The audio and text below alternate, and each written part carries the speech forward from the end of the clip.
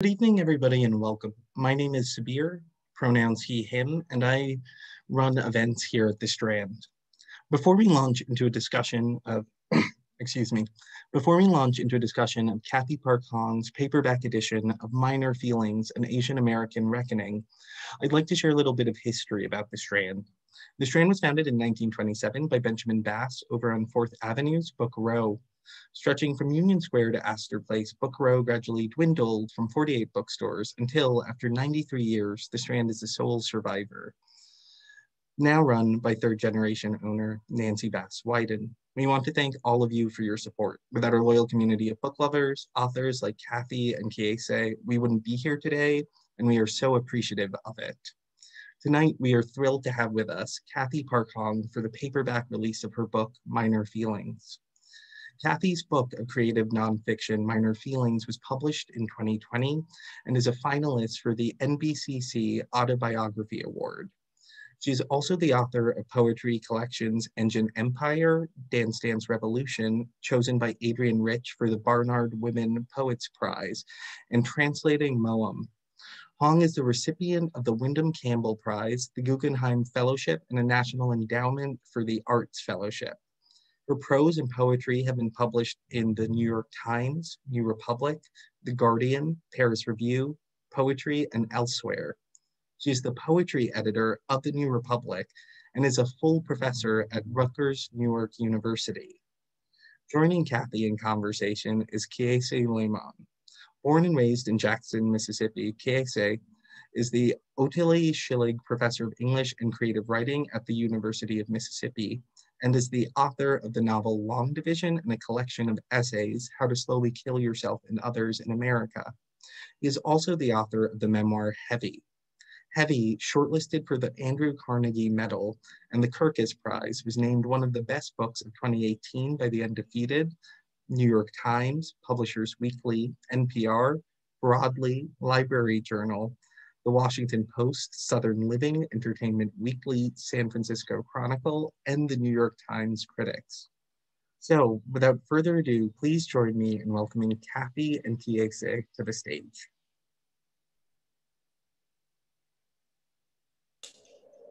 Hey. Hi.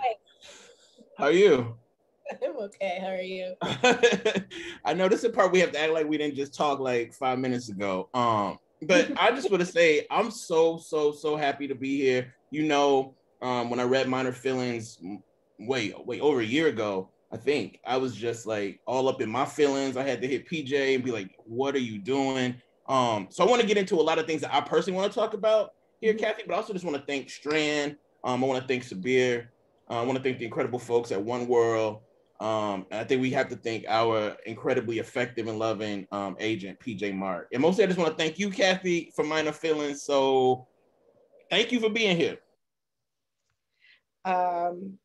Thank you. I'm really thrilled to do this and to have a paperback out and for Strand for hosting it. And thank you, my God, One World family and PJ, super agent, absolutely incredible. And Kiese, as I was saying before, I'm just so utterly humbled that you're able to talk to me. Heavy is, if for all of you who are not, who have not yet read Heavy, my first question is why? And my second question is go order that book now. It's life-changing, it's seismic, it's one of the best memoirs I've read, and I don't know. I remember reading Heavy actually while I was finishing up Minor Feelings, and I was just, I have to say, I was a little discouraged. I was like, oh my God. That's how I felt. That's how I felt reading Minor Feelings. What? Okay, so it's mutual, but like the way you were able to just drill into the core of yourself and your life and this country was just staggering. So thank you for that. Thank you for that. I mean, I'm excited to talk to you for so many reasons. But one, because you did a lot of things in Minor Feelings that I wish I could have done in Heavy, and definitely I wish I could have done in my essay book. But one thing you do for me selfishly and personally is you like take me to the other side of like what I call like the other side of language. And you took me into questions that I was scared to read, much less ask. right? And you took me back to Oberlin when we went to school together, and you really pushed me to think through like the art and artfulness in all reckonings, and specifically Asian American reckoning. So I want to start the conversation talking about Asian American reckonings and the word reckon and reckonings. In Minor Feelings, Cathy, you write, I have to address whiteness because Asian Americans have yet to truly reckon with where we stand in the capitalist white supremacist hierarchy. Reckon comes up over and over, reckon and reckoning come up over and over again in this book. And I'm interested in if you could go further in talking to me about like what it means for a collective to truly reckon. Usually when I read about reckonings, I read about personal individual reckonings, and there's so much of that in this book, but you are just like so filled with courage in this book to where you make proclamations. And I think proclamations are kind of like second person. Like I love proclamations, I love second person, but you know, audiences are like, when you use the you or you make a proclamation, audiences like, you ain't talking to me. So I want to talk about like the proclamations you make around reckoning and whether you think it is actually possible for an entire group of people to reckon with something that is consistently moving. Can we start there? Whew, that's a big question. We got to get it in. Let's get it in, shit. Well, you know, reckoning was not the first word that came up. You know, I think like it was, you know, when I teach poetry, I'm going to start somewhere else. You know, when I teach poetry to my students, I say, like, sometimes it's better to not know what your subject is before you start. You know, you kind of want to like, and if you do, you want to kill your subject. And, you know, and for me, it's the same. Like, sometimes I have to like write into what that, you know, what the book is about. So I didn't know exactly what Minor Feelings, I didn't really think, when I started out to write Minor Feelings, I wasn't thinking, this is going to be an Asian American reckoning. This is going to be that. I wasn't making that proclamation. It was more, started with a few questions that I had. My questions were like, you know, or just a few ideas like institutional racism, my friendship, community, self-hatred. I started from there, self-hatred.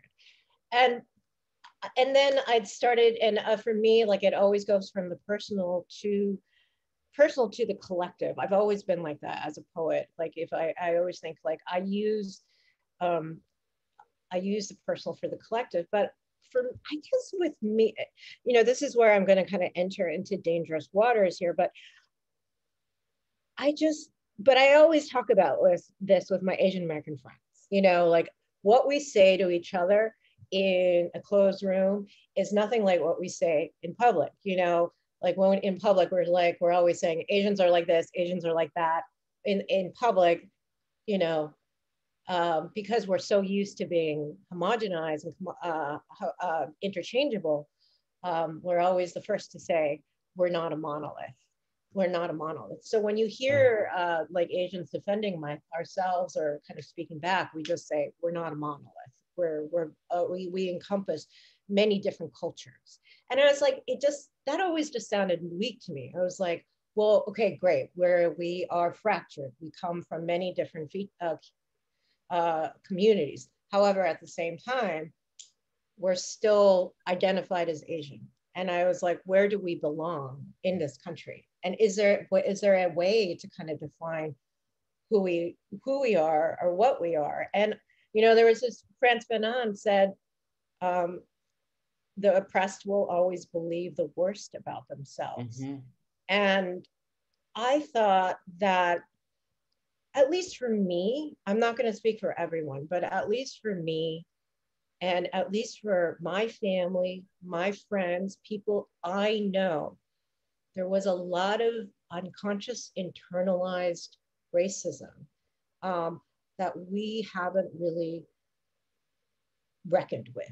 And so that was that book, Minor Feelings. And I would say like the Black literary tradition, the Black activist tradition is long, you know, as long as, you know, the history of this country almost, you know, whereas I think Asian American history, Asian American activism, Asian American literature is a little bit newer because of our immigration pattern, you know? And I think, but then there's also what never gets talked about with Asian American is also the history of colonization, you know? So if we're going to talk about this country, we want to talk about, this country was built on enslavement and the fungibility and extermination of Black bodies, genocide, but it was also built on the colonization of other countries. And we were brought here, and that never gets talked about. And colonization is not just geographical, it's not just like the ceiling of land and property, it's also our minds. You know, we've also been colonized. And I just think it's been frustrating to me as I was writing it, how much I've internalized that, seeing myself as the enemy. And I wanted to really, really kind of dig into it. So a lot of that kind of reckoning was personal. It had to start from the personal. It had to start from this kind of almost existential place, you know, like I had to start from feelings. Like I couldn't, like at first I wanted to write more of a critical book or critical or political book. And there's been a lot of books like that, but I keep saying this, like, I didn't want people to just sort of think through my argument. I wanted them to feel through my argument. And I felt that was the only way that people could sort of identify with what I personally went through. Absolutely. So Absolutely. Go ahead. Oh, no, go ahead. Yeah. Well, you do, you talk about the depth of the Black intellectual tradition, and comparing that to like Asian American intellectual tradition. But what I'm just like fascinated by, even on my third read, is the way that the Black performative comic tradition, as carried by Richard Pryor, helped you think so much about audience, right? So you just talked about what you and your Asian American friends talk about privately. So much of this book is about your reckoning with, the desire that you had and, understandable desire you had to perform for institutions. You talk about performing for white folk. A question just popped up in the chat about, can there be Asian American reckoning without centering white people? But before we get to that, can we talk about Richard Pryor and how he helped you, different subject position, different time, helped you think critically about audience, delivery, and institution? Well, before I didn't think about audience in that kind of critical way, or in that conscious way. I think like when you're a poet or you're like, you had pretensions like I did when I was younger, you're like, oh, I don't think about audience, I write for the future, or I don't, because it's like to immediately think about audience, if you're a certain kind of poet, right, was to kind of sell out or something, or that was like what I was, that was some of the stupid shit that I was taught, that you were selling out and so, but there is a grain of truth with that, you want to, so it can really kind of crush your imagination if you think too much about audience.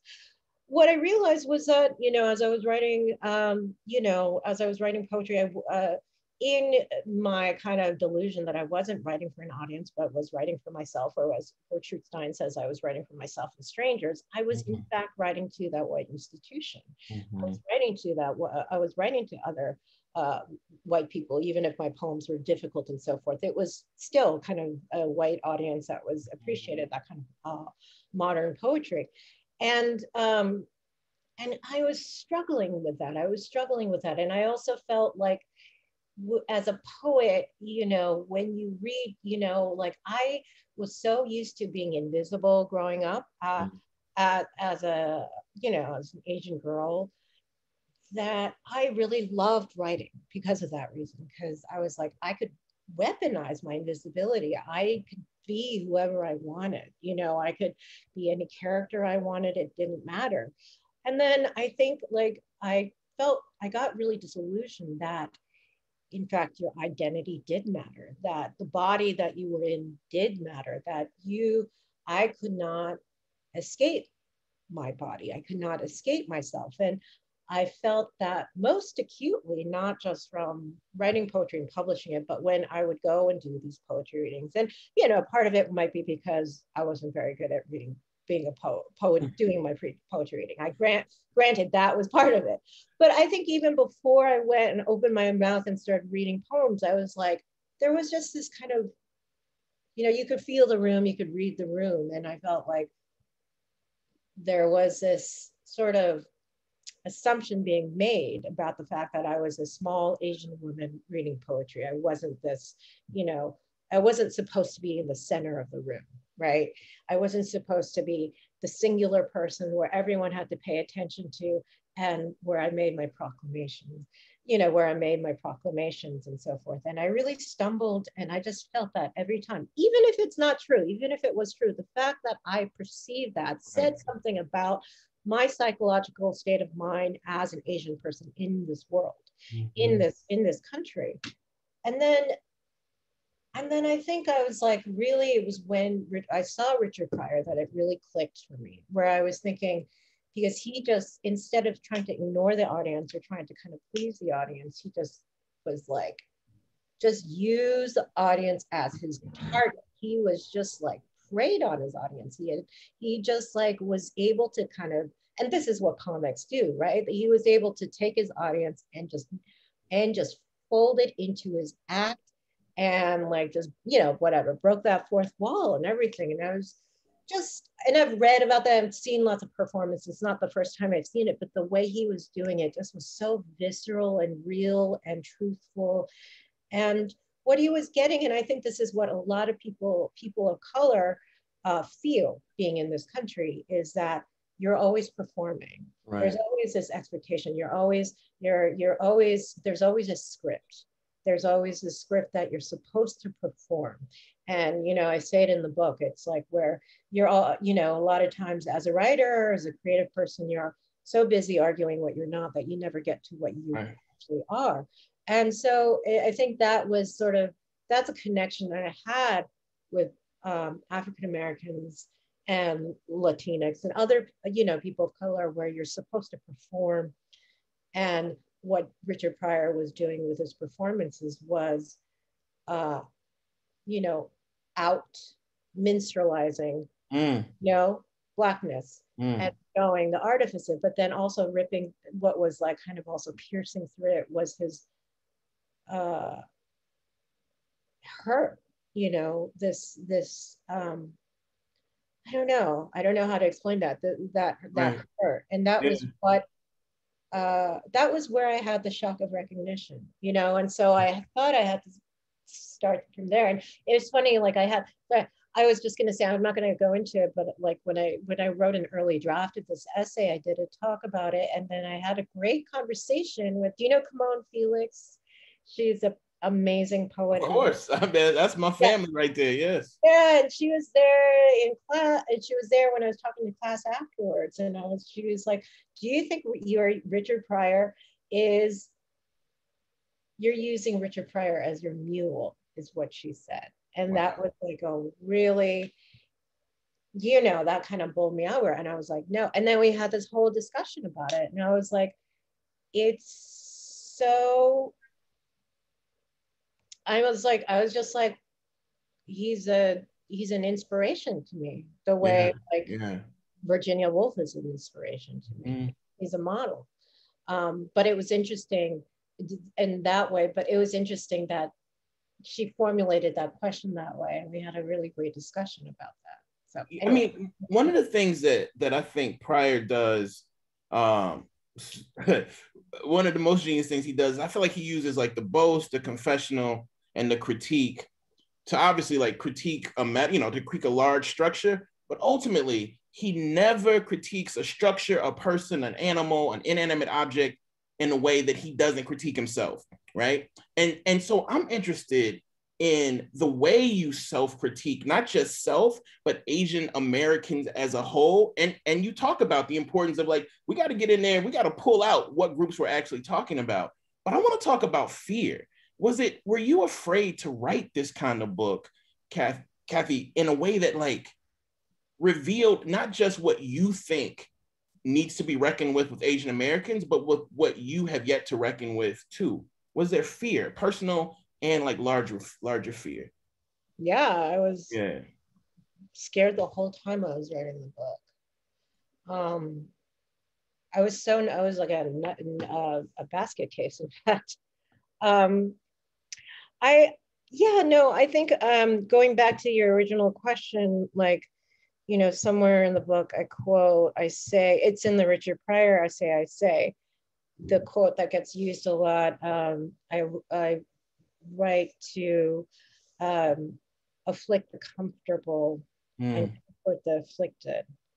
And, you know, that's always that was always kind of a motto that felt close to me as a writer. But then for me, it was also even more important to afflict the comfortable, and make them uncomfortable.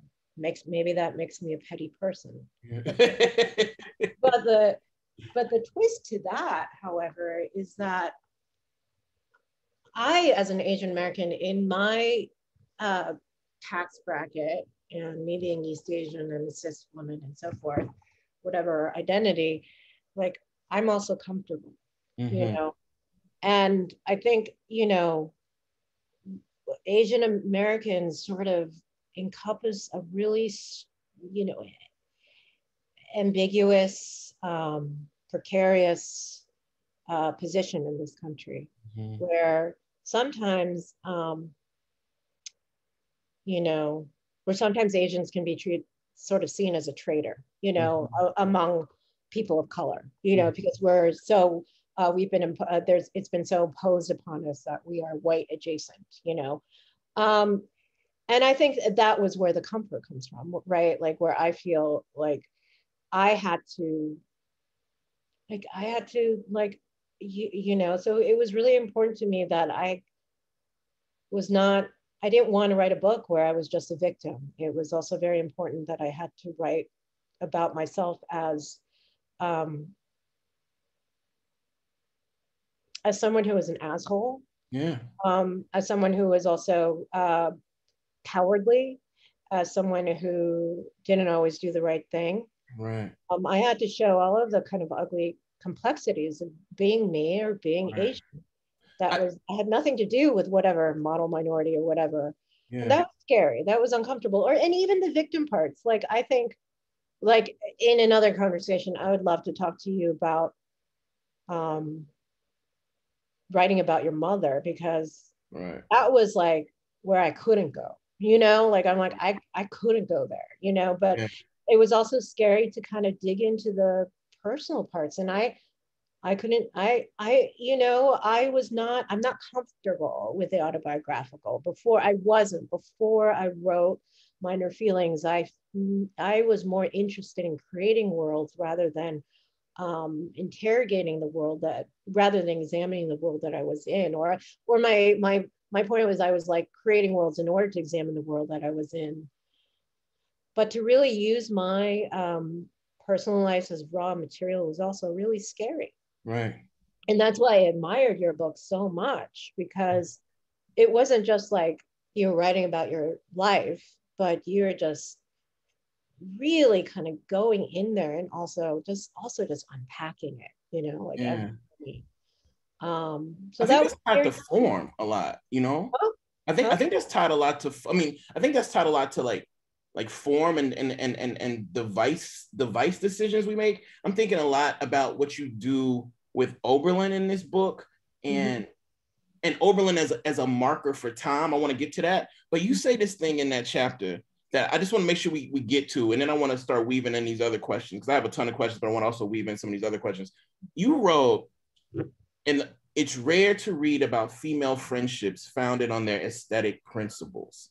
And I wonder if we can talk more about the way friendships aesthetics sort of meet in the section where you're exploring education and friendships, but, you know, really locating a lot of that in Oberlin, where we shared time.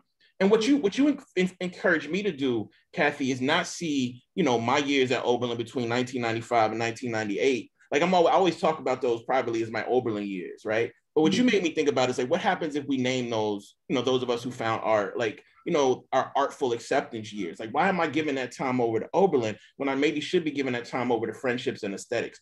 But can you talk about the importance of aesthetics, gender, and friendship in this reckoning that you are calling for, personal and collective? Well, you know, this goes back to what someone was saying about, can you write about Asian American identity without the white gaze? Was that the question? Something? Somebody asked that, yeah. Yeah, and that was like, I mean, that essay kind of was a response to that, right? You know, it's like the Alison Bechdel test, right? Where there are plenty of, and there've been so many, when I was writing it, there were plenty of like narratives about female friendship, but it was always based, especially like Asian American friendship, where it was always based on family, a man, you know, some man in the middle, you know, there's always a man there, or it has to do with like family trauma or something like that.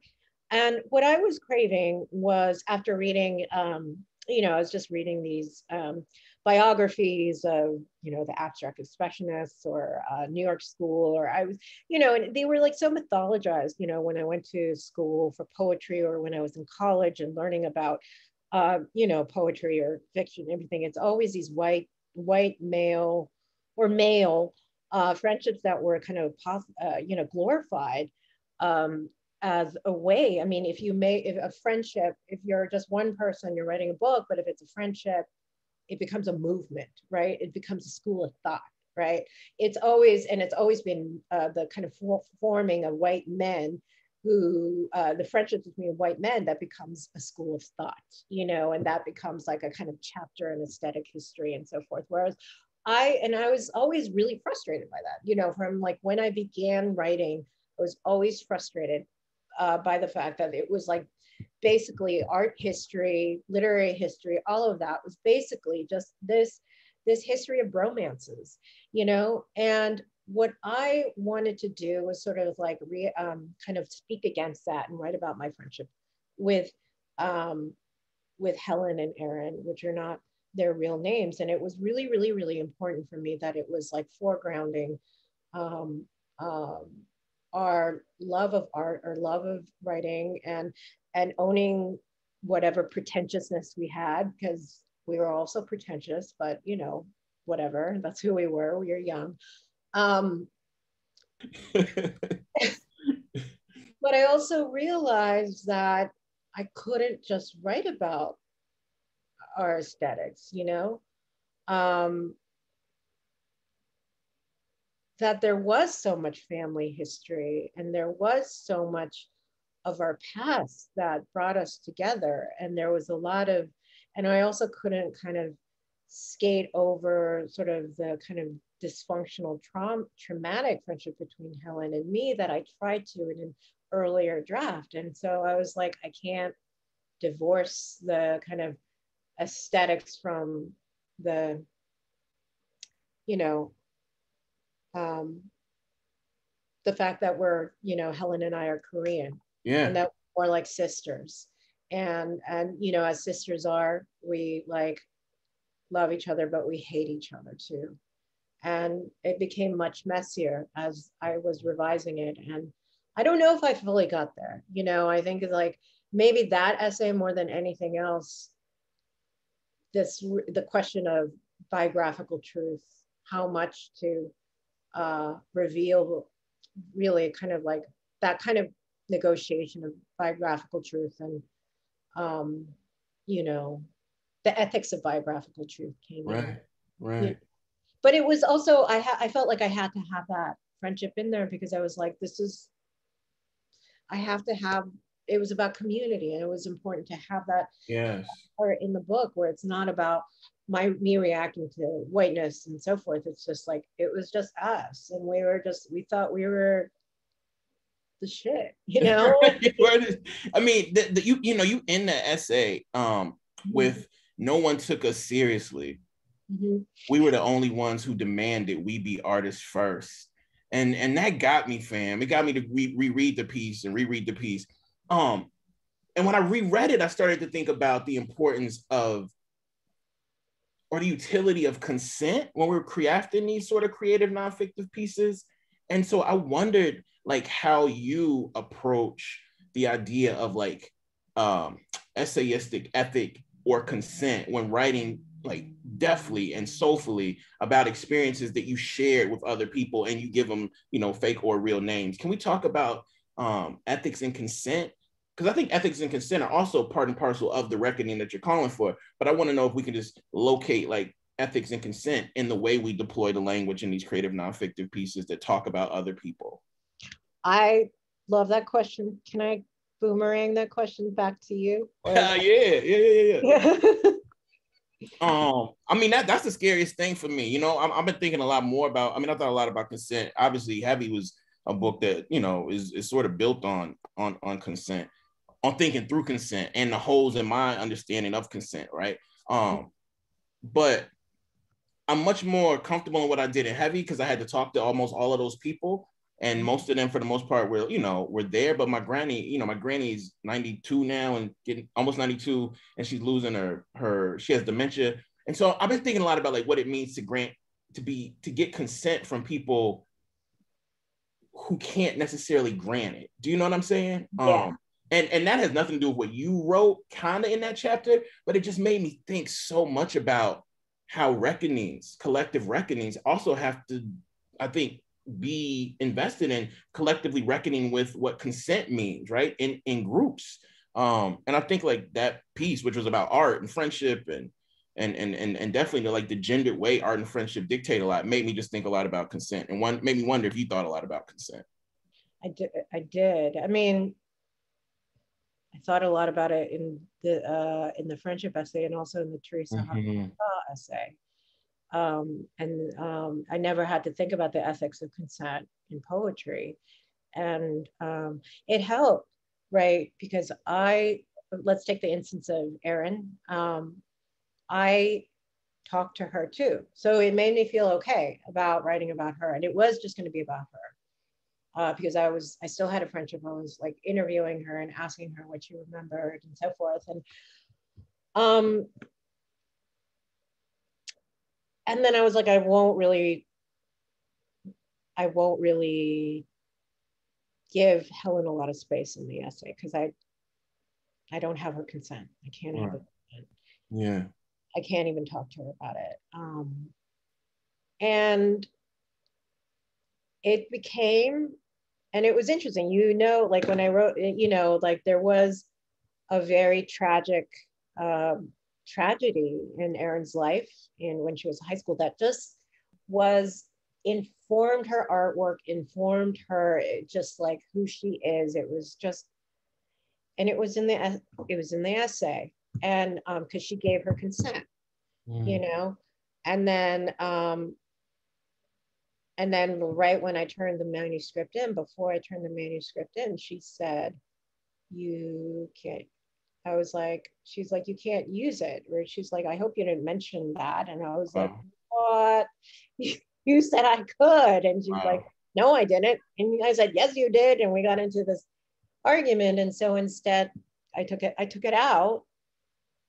And then it, you know, I thought it was a better piece because of that, because it became sort of meta, right? It was sort of the, you know, kind of refer to the structure of these kinds of essays and like how much consent are you allowed, and how much what are the boundaries of writing a memoir? What are the ethical boundaries of truth telling? And it's like, and I bet, and there are people who are probably thinking like, I didn't give enough, I should have gotten Helen's consent too.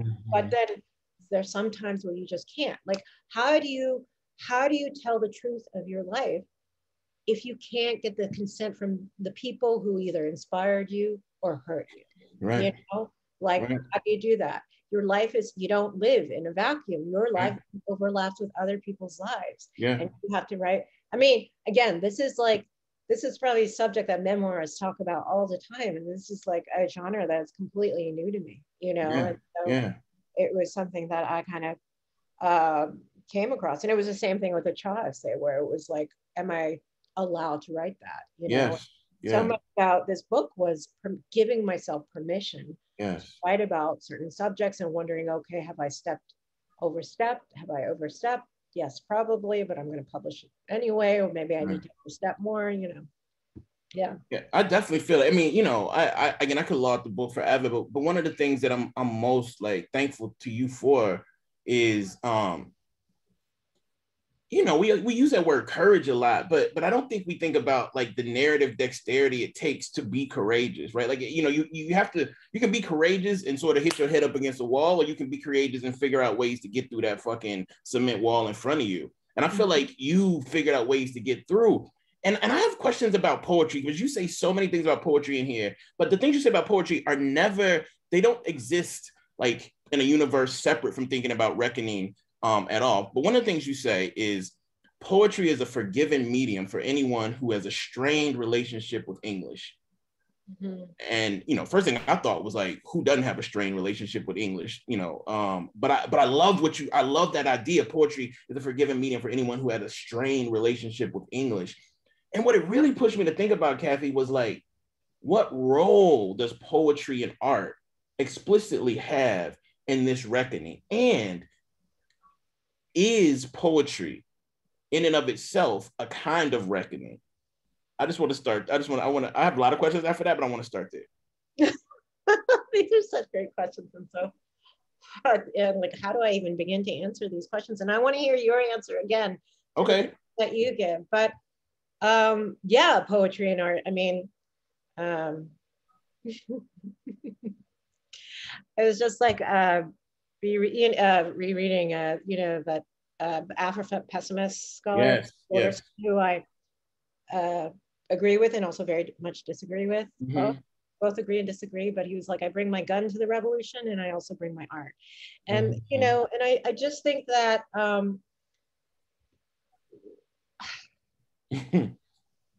I don't know, you know, I think we're, especially now where we're in this, maybe we're coming out of it, but especially during the Trump administration, but it's always been like this throughout American history, where identities have been so entrenched and we've led these like sort of like segregated, you know, where, and we've, you know, when we all are like kind of in our segregated pockets. Right. And even with like hashtag activism, you know, so much of, you know, it's more about the ownership of identities, of our own identities, and treating identities as like intellectual property that no one else can touch. Right. Rather than, and that comes from capitalism, right? That's capitalism. Mm-hmm. And I see poetry and art, you know, if beyond its distribution, the distribution of it and the purchase of it is, and the way it's circulated is capitalist. But when people read something and it touches you, it just like that all vanishes. That's like a kind of connection happens, you know, that's like, you know, it's like it opens up the seams, it opens up the boundaries. I mean, I'm just sort of elaborating about like what everyone says about art and poetry, but it's true. Right. It's totally true. And I think before, I think like, you know, in a way, Minor Feelings was my most practical book, in that like I really wanted to kind of change the way people thought, like the way Asians thought about their identity, for instance.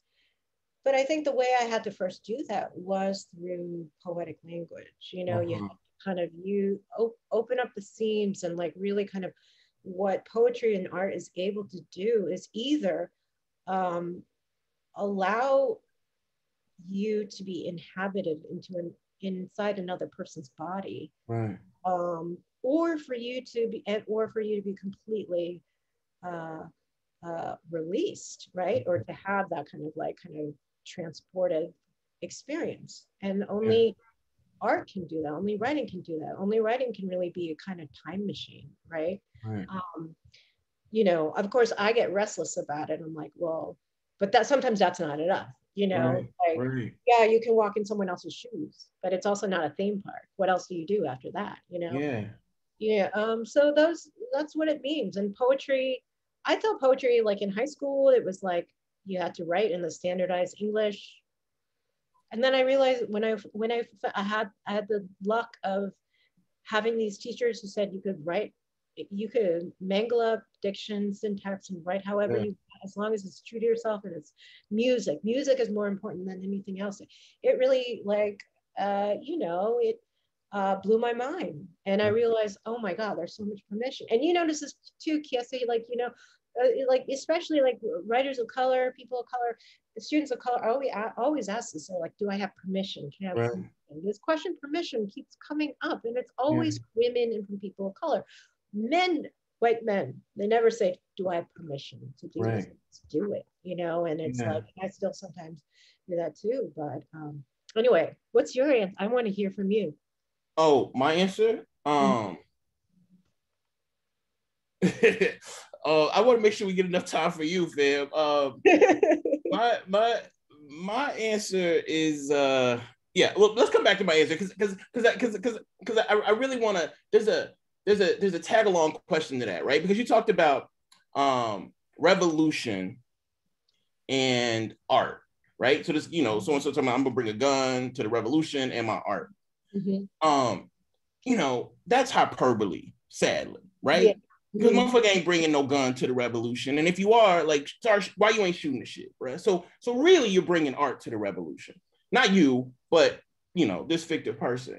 But this makes me. This is the deep question or not deep, it's objectively, but for me, it's a question that like in the book, sometimes you position art and activism. No, you position art here, activism here, like we're talking about Oberlin. So I'm interested in, like, if this reckoning, which I think is different than a revolution, if the reckoning demands what you call activism, which at times seems, opposite of art, what does the reckoning demand of the art if the art is carrying this particular reckoning? Do you know what I'm saying? Like, I'm interested in, like, the reckoning outside of art, if it exists at all. I like what is the reckoning outside of art for? Yeah, because the reckoning that you're calling for is so, I mean, it's material, right? But you're carrying that material reckoning, or the call for that material reckoning, via art. So, like, while at once making these claims that art, like, activism is here, art is here, I'm interested in like can there be a reckoning that is purely artistic? Like, and if not, what is on the other side of art? Like, is activism art? Is activism not art? I'm interested in, like, the role ostensibly, and, like, what role art has or does not have in the reckoning. That was my major question after I read the book a few times. What role does art have in reckoning? Yes. In reckoning. I mean, I think art has a central role in reckoning. And I'm sorry, I'm not sure if I'm totally, like, nailing your question here, because this is a question that I might have, and this is a question that I think of that I haven't really entirely, like, figured out myself. But I mean, don't you need art to first reckon? I mean, as a way to kind of see if, like, art is a mirror and a window in order to, don't you need one with the other? Like, okay, I'm trying to understand. Okay, if we are, like, let me just bring it down a little bit more to just say race. Yes. And, like, living in this world, in a racialized body. And when you're in a racialized body, basically, if you're Black or brown or, East Asian, you've basically been cut out of circulation, right? You've been cut out of circulation, unlike the white body, and just, like, infrastructurally, the white body is centralized in media, in labor, in or even taking the train to work or something. Everything is within the proximity, right, of a white person, as opposed to someone of color, someone who's like an undocumented worker and so forth. And what art does in helping this, and I don't think I'm answering your question, but you definitely are. What it does is that it flips the script. What it does is that it's like, we need to cut that circulation from white lives and look at the bodies, look at the lives who've been put out of circulation. Yes. Whether it's like the undocumented, Guatemalan labor, or the Syrian refugee, or the Korean American poet, or the Black writer from Mississippi. That's part of that reckoning. I don't know. Am I? No, I feel that. I definitely feel that. I mean, it's not. I just want to say, it's a question that I'm struggling to understand in my life, and I think your book helped me understand it more. But I guess at the core, what you made me think is, like, I think sometimes we so-called artists have these illusions of what a revolution actually, I'm not saying this about you, this is what part of me has this idea of what a revolution necessarily will be. And when I'm full of myself, I'm always like, rah, rah, rah, revolution shit. I'm bringing my gun and all this other kind of shit. I don't even believe in guns. I'm not bringing no gun to the revolution, so I don't talk that way. But I'm interested in what it means to actually use words like revolution while literally getting paid from institutions. Do you know what I mean? It just seems to, so when we use words, yeah. Huh? Yeah. So what does that mean? Like, can we, are we, is it ethical for us to talk about the word revolution, which again, you don't use? I didn't say it. I know you didn't. But I think when we hear reckoning, I'm interested in like how reckoning and revolution are tied and or connected at all. But if we're gonna, I think reckonings lead to revolution. But I wonder about us, not artists, but institutionally like sanctioned artists. Like we have a responsibility to do a lot of things, including tear down these institutions, but we also have the responsibility to tell the truth. And I just wonder how truthful we're being when we start like talking about the revolution and keeping our job, because I don't know how they go together. I don't know. I don't have that question. I mean, I think a lot of artists and writers have like part of that reckoning has to be breaking down the institution in which they have been part of, whether it's like, the award system among poets or about like, I don't think diversifying is just like, what does Sarah Ahmed say? It's just like kind of putting order to unruly heterogeneous, heterogeneous. And it's not always worked out, right? Even if you're saying like, or a lot of poets of color are saying like, look, like we have social media, right? That's a way of like gate crashing and so forth. But I'm like, you're still, the shareholders are still profiting off your arguments that you're having about cultural appropriation. What are you going to do about that? I mean, I think it's like, that's a constant struggle. All I can say is and it's something that artists and writers constantly struggle with. And that's something that I think of. But all I will say is that one thing that art can do, and this sounds like, is that it makes you, whatever alienation that you feel, if there is a book that mirrors back that alienation, then that's a first step of reckoning, right? It makes you feel you're not alone. So when you feel that yourself, you think there's something wrong with you. And then when you feel like other people feel that, if other people feel that way, you're like, no, there's nothing wrong with me. Other people are feeling this way. So of course there's a sense of relief and release. And then you realize, no, if other people feel this way, then there's something wrong with this world. There's something wrong with this society. So it goes from being an isolated, internalized hatred to like, no, there's someone else that's making me feel this way. And then it becomes structural. And then it becomes diagnosed. And that's when the revolution can come in. I feel that. All right. I wanna get this quote out here to help frame some of the questions in the chat. In the last piece, Cathy, of the book, you write, if Asian American consciousness must be emancipated, we must free ourselves of our conditional existence. I mean, you earn that shit by the time we get to it.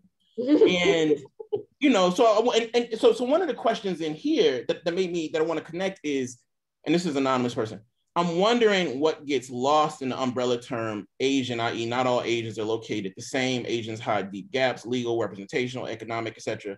Brown, Muslim, terrorized, etc. Asian American. What then are the limits of building arguments about race, colonialism, belonging around this flattening that this person says happenings with Asian Americans?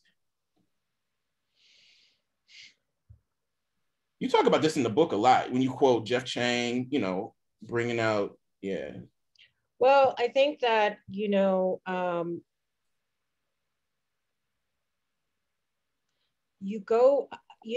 I think we talk so much about how we're fragmented and how different we are and there are similarities there.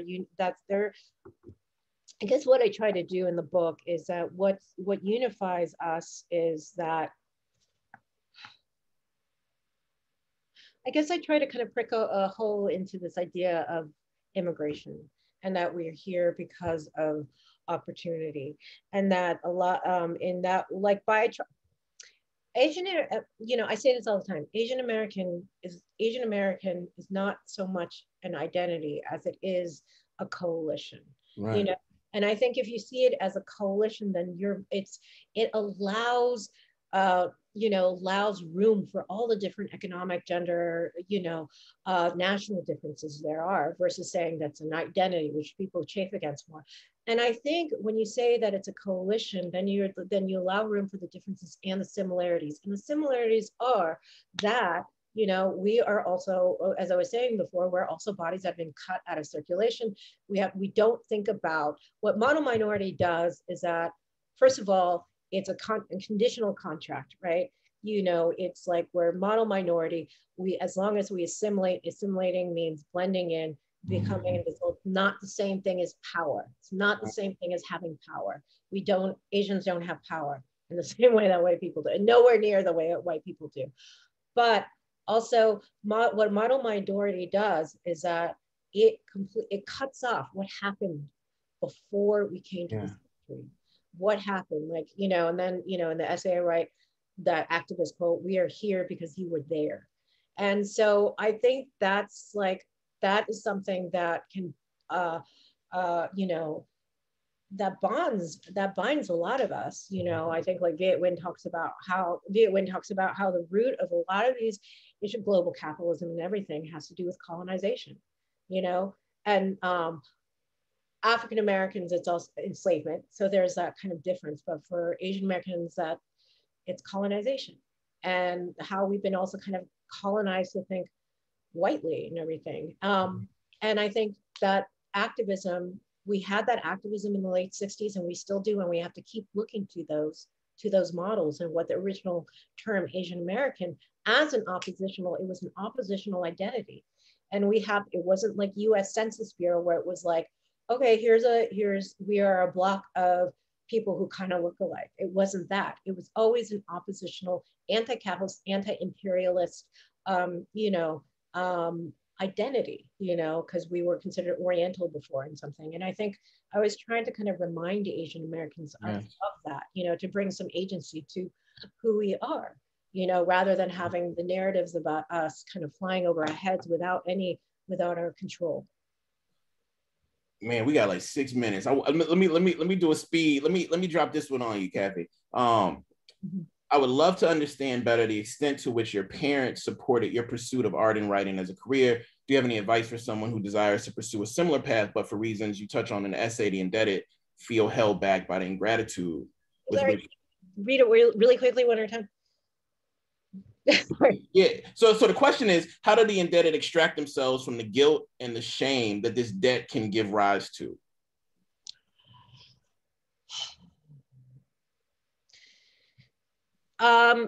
You have to find your own community outside of your family.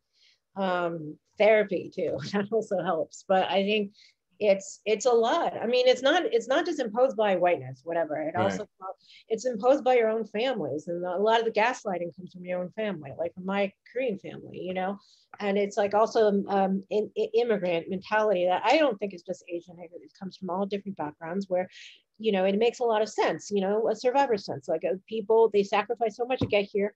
They want you to do something where you are comfortable. That makes where you are not suffering. That's what my mother says, that you're not suffering. And it takes a lot of work to separate yourself from what your parents think. A lot of work for me. It took a lot. And for part of me is because I'm a really stubborn jerk, but it's also so important to find those friends and find that community and find the help, the counseling that will allow you to pursue the art and writing, because there are enough lawyers, we need, or, enough people who are feeding into the capitalist machine. And well, we all are, but like we need artists, we need writers, we need people who tell different stories. It is so essential. It is absolutely essential. And it's like, there's so much guilt that we have to have some kind of net worth, or it's like and it's easier said than done because I'm a Mm. writer and I've been able to make some success out of that. But I just want to say that it's hard and it takes a lot of work. But as long as you find the like-minded friends and therapy, it can really, it will help that you will be able to get there, and then your parents will understand eventually. And you just write so brilliantly about like the cycle of indebtedness. I'm gonna butcher the quote, but you said that your parents and their generation came over here indebted to the nation, and then they had children who were indebted to them, right? And I think this book is like what happens when you're a child of a parent who is indebted to a fucking like sour ass nation. I feel like that could have been the subtitle of the book, you know? Yeah, I think it's also so particular to being Korean too. I think there are other cultures that are like, you know, more feel more indebted than other indebted. But I was also kind of like referencing the history of South Korea, and also this kind of false consciousness, this false indebtedness they had to America for saving them from communism. I think there's also, we have not, if we're talking about reckoning, we have not reckoned with the Cold War, and we haven't reckoned with the global, what that has done to the global South. We have not reckoned with that at all. I mean, America is just like, they can barely even come to terms with slavery, let alone what they did to other countries. But you know, there's this false consciousness where South Korea is supposed to feel this indebtedness to America. And my parents' generation felt indebted to America, indebted to whiteness, indebted to them. They were like permanent guests and then understood them as guests in this country. And that was inherited. I inherited that. And it took, and it's interesting. I think like Koreans actually in South Korea feel less like that, actually. Yeah. But the Koreans here do feel that way, and it takes a lot of, you know, it's like it takes a lot to kind of decolonize yourself from that. I mean, it's like what Minor Feelings was. It's like me trying to decolonize myself, my own sort of internalized racism and all of that, you know? Yeah, and I just want to give a shout out again to Minor Feelings before we get up out of here, and just encourage people, if you haven't got the book, please go out and sit in this sort of, I think it's, I keep trying to be like, is it pleasurable rigor? Is it rigorous pleasure? And I think it's pleasurable rigor. But I think that's important for what you're doing with Reckoning and Art, fam. Like the mix is just doing so much. If you have the book, I think you need to reread it. And there's one question I want to leave on this question, if that's okay with you. You were both at Oberlin at the same time. Did you know one another as writers then? I was trying to convince Cathy that we met, and Cathy don't remember meeting, but I remember meeting Cathy. Cathy don't remember meeting me. Is that fair? No, Cathy. I think I might have met you once, and I must have been drunk or something, so I don't remember. But Kiese gets embarrassed, but he was like the famous man on campus. Like he was just knew of Kiese. He was like everyone knew Kiese. I read, he was like writing essays and publishing voices, reading it and talking about it. So you were known, and I had a lot of mad respect for you, but we didn't really cross paths all too much, except for that time where I don't know why I'm not remembering. But I remember you. I mean, yeah, it doesn't matter. I remember you, and again, I remember I was introduced to you via your art. That was it. Cathy, you wrote some shit that rocked my world and continues to rock my world, and I hope we can talk off camera because I have a lot of other hard questions that I want to ask you. But thank you, fam. Thank you for sitting here and listening to me ask you questions and taking on some incredibly hard questions. But most importantly, thank you for writing Minor Feelings, because it feels to me like a once in a generation book. So I hope y'all pick it up. Same here. Pick up heavy. Life changing. Thank you. Oh, thank you both for such a wonderful conversation. To follow that note, I've dropped links for Heavy in the chat as well as for Minor Feelings. And so if you haven't picked up either, you can also just go directly to strandbooks.com and you can. And then on that note, thank you so much, Cathy, for a fantastic conversation. Thank you to Kiese. And thank you to our wonderful audience for spending your evening with us. Have a great night, everyone.